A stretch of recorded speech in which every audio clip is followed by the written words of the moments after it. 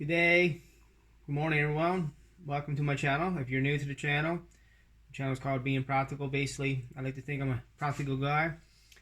So basically, I just do little fun videos about the projects or stuff that's anything I think is a practical way to live, or practical choices. Anyways, so in my last video, I talked about my plans to build a tiny home. So I had to make, in my last video I talked about the layout. Oh, by the way, disclaimer, I'm not a professional carpenter, plumber, electrician. I got no red seals like that.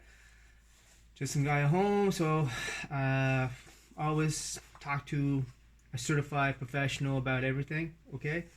So this is just this video is just for entertainment purposes only. But anyways, I'm gonna document basically what I'm doing. I'm documenting my the process of me trying to build this tiny home. So let me just quickly talk about. I had to make a few adjustments on the layout of the home. Now I don't know if you can see right here. I had a door originally on the gable end here because this is going to be the kitchen, but I had to change that. Apparently, way I got that my primary residence is over here. It's kind of close, and you don't want the a doorway close to the electrical meter. I was planning to put the electrical meter here. So what I had to do, I had to get rid of that door. Make that a solid wall. I don't know if you can see that. Yeah, right here. So the electrical meter will be here, and the electrical panel will be right there. Right, so that's the one. So what I did.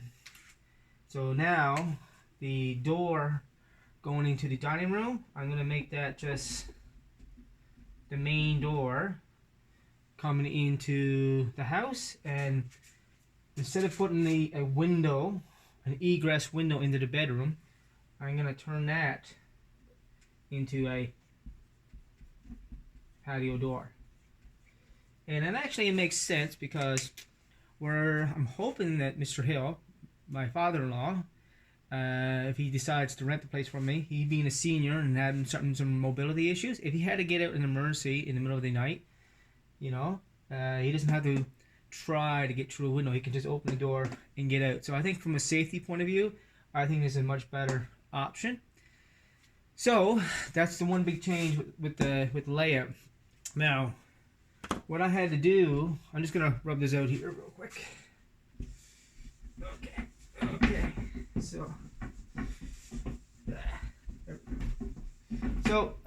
So what I did finally, so in order to start the process to get a permit to do that, you got to get a permit for something. This is a big project. I just can't do this without a permit. I would just get too much trouble.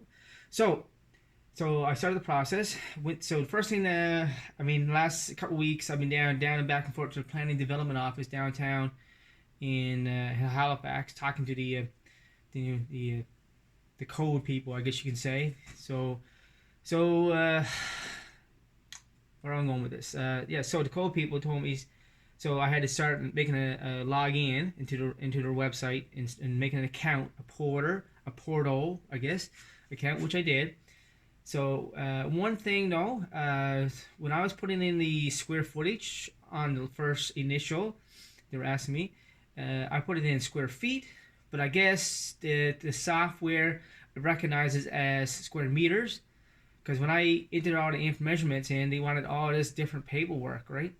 Because 650 square meters is way bigger than 650 square feet. And that's when I went down to the permit office. That's what the lady said. She said that's a common thing when they do that. So basically, there was just three big things I had to submit with the to get the permit. I had to submit 3 plans. I had to submit a site plan. A site plan. Basically, they wanted to see an overview view of the property. Now I have my property is 75 feet by 120 square feet, which is 9,000 square feet. So basically, I'm under a quarter acre. So based on that size, they wanted to see where proportionally where the house was going to be, right? So so this is what, I don't know if you can see that. I know it's pretty, see that. So basically this is where I'm planning to put the property, and here's the main house right here. So I had to do a site plan up off the property. The next thing I had to do was a construction plan.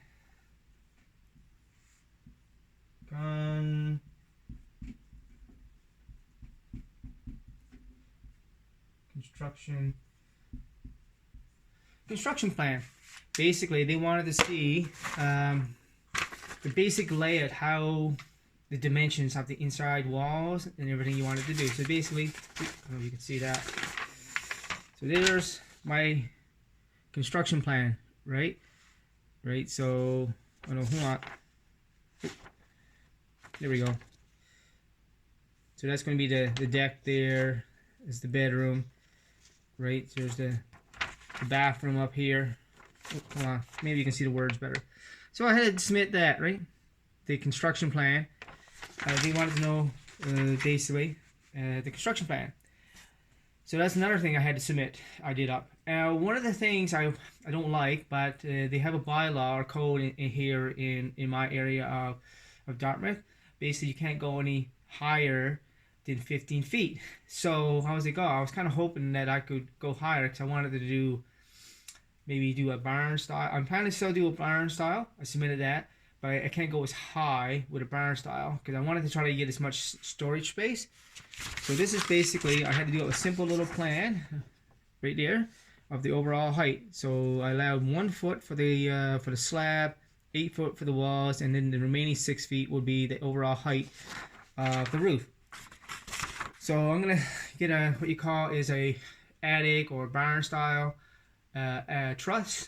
That way I can utilize the space. You know, I want to be able to store things up there, like, you know, Christmas decorations, stuff you don't really use very often, but you need access to it. So, oh yes, and finally, elevation plan. Sorry, ELEVAT, elevation plan. So that's the 3 plans that I had to submit. I got it all submitted.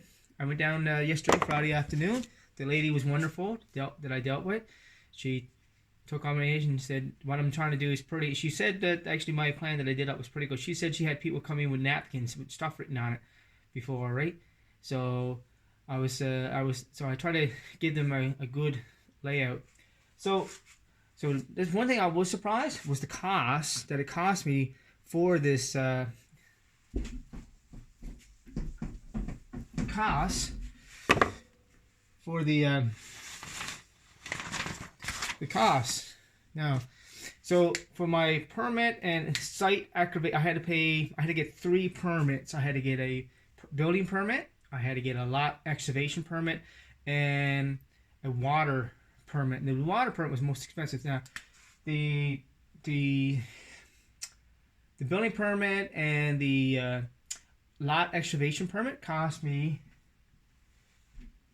$1,023.48. So yeah, So and then I had to get this. Then I had to get a water permit, and that one cost me $27.63 and so the water permit cost me $2,763.57. So I was like, ooh, a little bit of a kick in the nuts. I wasn't expecting to dish out almost $3,800, right? So it came to a total of $37.87.